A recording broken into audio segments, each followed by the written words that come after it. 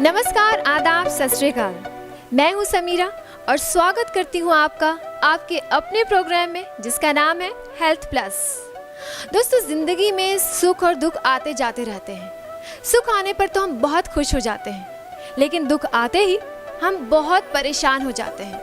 और सबसे ज़्यादा परेशान हम तब होते हैं अगर घर में कोई शख्स बीमार हो जाए। घर में किसी के बीमार होते ही हम पैनिक हो जाते हैं, समझ ही नहीं पाते कि हम क्या करें और क्या ना करें। तो हम अपने प्रोग्राम के ज़रिए आपको बताएंगे कि अगर कोई बीमारी से ग्रस्त हो जाए तो ऐसे में क्या करना है और क्या नहीं करना है, और साथ ही आपको वो सारे प्रिकॉशंस भी बताएंगे जिससे कोई बीमारी का शिकार ही ना हो। तो चलिए शुरू करते हैं अपना प्रोग्राम। और हमारा आज का टॉपिक है डायबिटीज़, और इस बारे में चर्चा करने के लिए हमारे साथ मौजूद हैं डॉक्टर देवेंद्र सब्बरवाल। डॉक्टर साहब, आपका हमारे प्रोग्राम में स्वागत है। Thank you very much.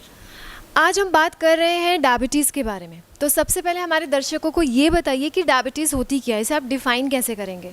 Diabetes ये है कि इसमें खून में शुगर बढ़ जाती है और उसमें पेशेंट को बहुत प्यास लगने लगती है, यूरिन बहुत ज़्यादा आने लगता है, वज़न कम हो जाता है और कई बार यूरिन में इन्फेक्शन भी हो जाती है। और वो इसकी वजह से कि यूरिन में इन्फेक्शन हो गया, बहुत ज़्यादा पेशाब, रात को भी 2-3 बार उठना पड़ता है।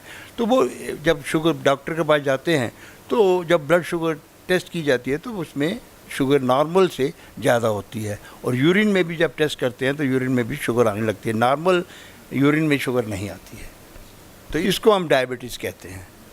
वैसे तो डॉक्टर साहब, अगर हम लक्षण की बात करें तो इसके लक्षण क्या हैं? एक आम आदमी को कैसे पता चलेगा कि उसे डायबिटीज़ है? वैसे तो आपने काफ़ी सारी बता दी बातें कि यूरिन बार बार जाएगा। क्या इसके अलावा भी कुछ ऐसे लक्षण दिखाई देंगे कि एक आम आदमी को समझ में आ जाए कि हाँ, अब उसे टेस्ट कराना चाहिए या उसे डायबिटीज़ हो सकती है? सबसे पहले उसको प्यास बहुत लगने लगेगी, प्यास के साथ ही उसको यूरिन बहुत आने लगेगा। जो रात को वो नहीं नॉर्मली उठता, रात को भी 1-2 बार उठना पड़ सकता है। भूख ज़्यादा लगने लग जाती है, खाना बहुत ज़्यादा खाते हैं और उसके ज़्यादा खाने के बाद भी उनका वज़न कम होने लग जाता है। और कई बार ये होता है कि उनको यूरिन में शुगर होने की वजह से इन्फेक्शन हो जाती है, तो जलन वगैरह होती है पेशाब करने में। इसकी वजह से, क्योंकि वज़न कम कर रहा है और खाना ज़्यादा खा रहा है, यूरिन बहुत आ रही है, इसकी वजह से एकदम उनको डॉक्टर के पास जाना चाहिए। और सिंपल टेस्ट, जो ब्लड शुगर टेस्ट करने से और यूरिन शुगर टेस्ट करने से ही ये डायबिटीज़ डायग्नोस हो जाती है। ये अगर इस तरह की तब्दीली या के सिम्टम्स दिखाई दें तो उन्हें अलर्ट हो जाना चाहिए और जल्द से जल्द टेस्ट कराना चाहिए। तो डॉक्टर साहब, आपने जैसे टेस्ट की बात की, आप लोग कैसे इन्वेस्टिगेशन करते हैं इसकी? इनके सिंपल टेस्ट होते हैं। एक ब्लड शुगर करना पड़ता है और यूरिन में शुगर का देखना पड़ता है कि शुगर है कि नहीं। नॉर्मल पेशेंट में, नॉर्मल आदमी में शुगर नहीं होती है यूरिन में, और ये या तो फास्टिंग कर सकते हैं ब्लड शुगर, या खाना खाने के बाद कर सकते हैं। दोनों में करने के बाद रेंज अलग अलग होती है। नॉर्मल एक पर्सन की फास्टिंग 100 से कम होनी चाहिए और खाना खाने के बाद 130-140 से कम होनी चाहिए। इससे ज़्यादा होगी तो मतलब डायबिटीज़ है और उसका आगे मैनेजमेंट होना चाहिए। जी बिल्कुल। तो दोस्तों, जैसे कि डॉक्टर साहब ने सिम्टम्स बताए, अगर ऐसे सिम्टम्स आपको दिखाई देते हैं तो आप बिल्कुल भी लापरवाही ना करें और टेस्ट ज़रूर कराएं। और टेस्ट करने के बाद डॉक्टर साहब ने बताया कि जो फास्टिंग है वो 100 से नीचे होनी चाहिए, और पीपी यानी कि खाने के बाद का जो टेस्ट है वो 130 और 140 के आसपास रहनी चाहिए। दैट मीन्स वो नॉर्मल है। अगर उससे ज़्यादा आती है तो फिर थोड़ी और ज़्यादा आप ट्रीटमेंट की तरफ जाने की ज़रूरत है। डॉक्टर साहब, हमने बात की डायबिटीज़ होती क्या है, उसके सिम्टम्स क्या होते हैं, और फिर आपने ये भी बताया कि इन्वेस्टिगेशंस कैसे की जाती हैं। तो अगर हम बात करें कि इसके कारण क्या हो सकते हैं, किस वजह से डायबिटीज़ हो जाती है, तो क्या क्या कारण हो सकते हैं? डायबिटीज़ जो एक ग्लैंड होता है हमारी बॉडी में जिसको पैनक्रिया कहा जाता है, और ये पैनक्रिया का काम करना कम होना या बिल्कुल बंद हो जाए तो उसकी वजह से डायबिटीज़ हो जाती है।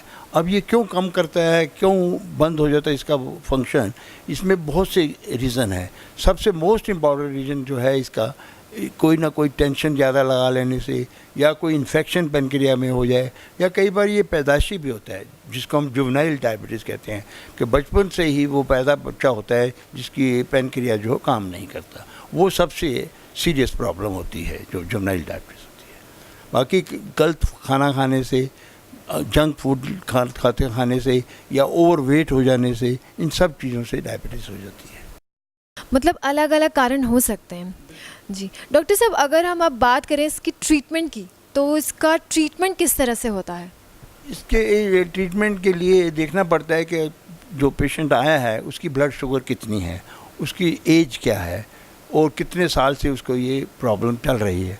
अगर कोई बच्चा आता है यंग एज में, व्हाट वी से कि यंग 40 से कम एज हो, तो उसमें जनरली हमें इंसुलिन देनी पड़ती है। इंसुलिन जो है कि इंजेक्शन से दी जाती है अभी। और 40 से ऊपर जो कहते हैं, हम इसको सेकेंडरी डायबिटीज़ कहते हैं, उसमें टैबलेट से कंट्रोल किया जाता है। पर इसमें कई और प्रिकॉशंस भी लेनी पड़ती हैं। फूड की प्रिकॉशन लेनी है, मीठा नहीं खाना, फ्रूट कम खाओ, और राइस आलू वगैरह ये नहीं खाने हैं। और अगर ओवरवेट हैं तो वज़न को कम करना है, थोड़ी वॉक करें, ये सब चीज़ें साथ लेके। और जो 40 से ऊपर होते हैं उनको हम टैबलेट से कंट्रोल कर देते हैं। जनरली वो टैबलेट से कंट्रोल हो जाते हैं, पर उस एज से 40 से कम जो होते हैं उनको हमें इंसुलिन इंजेक्शन ही देना पड़ता है, और कोई। मतलब है जिसका 40 से कम एज के अगर जिन लोगों को डायबिटीज़ होती है वो ज़्यादा खतरनाक हो सकती है, क्योंकि आपने बोला उन्हें इंसुलिन लेनी पड़ती है। तो इसके अलावा अगर जैसे हम बात कर रहे हैं डायबिटीज़ बीमारी के बारे में, ऐसे तो सुनने में बहुत ही कॉमन सा लगता है, लेकिन क्या अगर सही ध्यान नहीं दिया जाए तो कोई कॉम्प्लिकेशंस आने का भी खतरा रहता है? इसमें कॉम्प्लिकेशन ही सबसे बड़ी प्रॉब्लम है। कई बार पेशेंट को डायबिटीज़ का नहीं मालूम पड़ता, वो एकदम डॉक्टर के पास जाता ही कॉम्प्लिकेशंस लेके। सबसे कॉमन कॉम्प्लिकेशन है इन्फेक्शन, कहीं भी बॉडी में इन्फेक्शन हो सकती है। दूसरा, ये डायबिटीज़ हर बॉडी के हर हिस्से में असर करती है, starting from brain till toe, नीचे पैर तक के लिए। ब्रेन में कई तरह की नाड़ियाँ होती हैं, आर्टरीज होती हैं जो छोटी हो जाती हैं बिकॉज ऑफ द डायबिटीज़, और उसमें अधरंग होने का डर है, अनकॉन्शियस हो जाते हैं पेशेंट, आइज़ में इफ़ेक्ट करते हैं, आई विजन चला जाता है। ऐसे ही चेस्ट में भी इन्फेक्शन होती है। सिमिलरली अब्डामन में चले जाएं तो किडनीज़ के ऊपर बहुत इफ़ेक्ट करता है, किडनीज़ काम करना बंद कर देती हैं। हर पार्ट के ऊपर बॉडी का इसका इफ़ेक्ट होता है। तो इसको कॉम्प्लिकेशन इसकी बहुत ज़्यादा होती हैं, और ज़्यादातर कॉम्प्लिकेशन जो होती हैं वो जितनी यंगर एज में डायबिटीज़ चालू होती है, छोटी उम्र में, उनकी कॉम्प्लिकेशन ज़्यादा होती हैं।